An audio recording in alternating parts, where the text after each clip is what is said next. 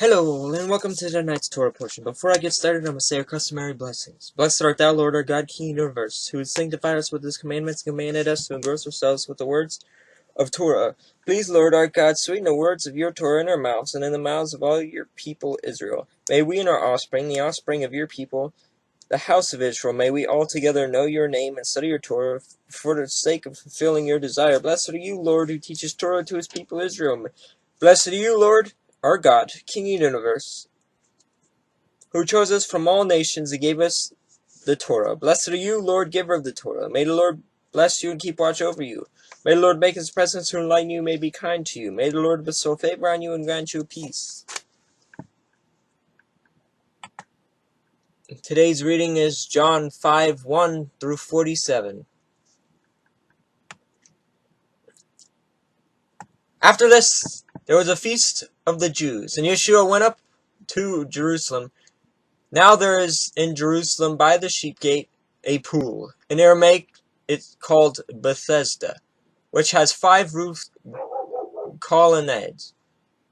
In these lay a multitude of invalids, blind, lame, and paralyzed. One man was there who had been an invalid for 38 years. When Yeshua saw him lying there, and knew that he had already been there a long time, he said to him, "Do you want to be healed?"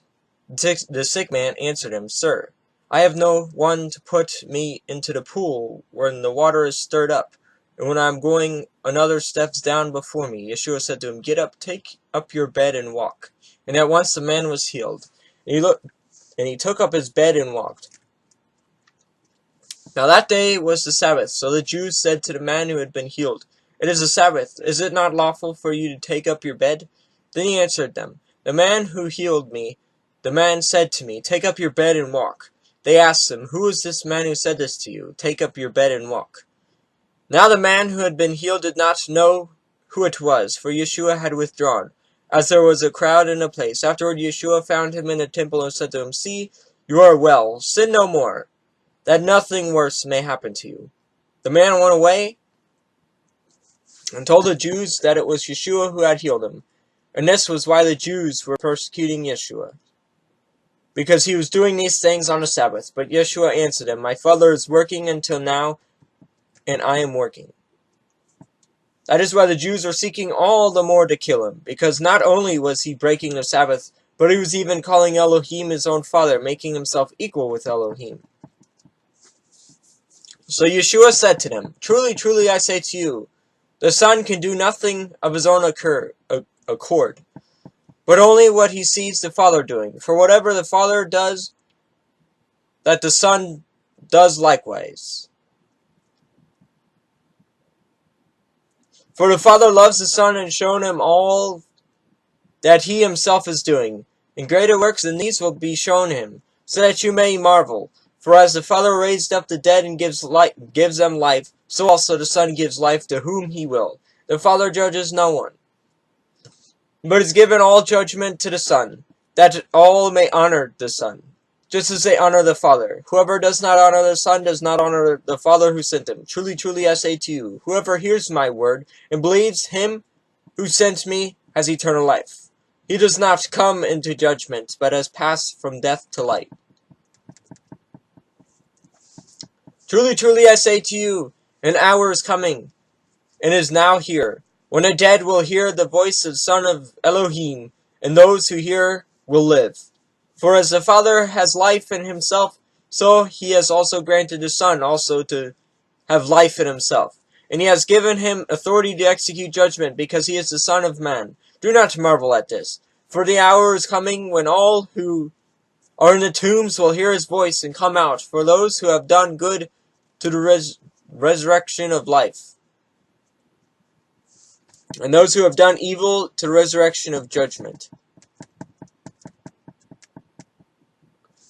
I can do nothing on my own. As I hear, I judge, and my judgment is just, because I seek not my own will, but the will of him who sent me. If I alone bear witness about myself, my testimony is not true. There is another who bears witness about me, and I know that the testimony that he bears about me is true. You sent to John, and he has borne witness to the truth. Not that the testimony that I receive is from man, But I say these things so that you may be saved. He was a burning and shining lamp, and you were willing to rejoice for a while in his light. But the testimony that I have is greater than that of John. For the works that the Father has given me to accomplish, the very works that I am doing, bear witness about me that the Father has sent me.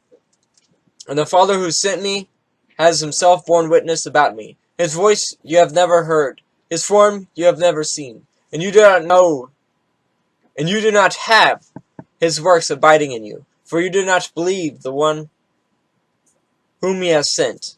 You search the Scriptures because you think that in them you have eternal life, and it is they that bear witness about me. Yet you refuse to come to me, and you may have life. I do not receive glory from people, but I know that you do not have the love of Elohim within you. I have come in my Father's name, and you do not receive me. If another comes in my own name, you will receive him. How can you believe when you receive glory from one another, and do not seek the glory that comes from the only Elohim? Do not think that I will accuse you to the Father. There is no one who accuses you, Moses, of whom you have set your hope. For if you believed Moses, you would believe me, for he wrote of me. But if you do not believe his writings, how will you believe my words?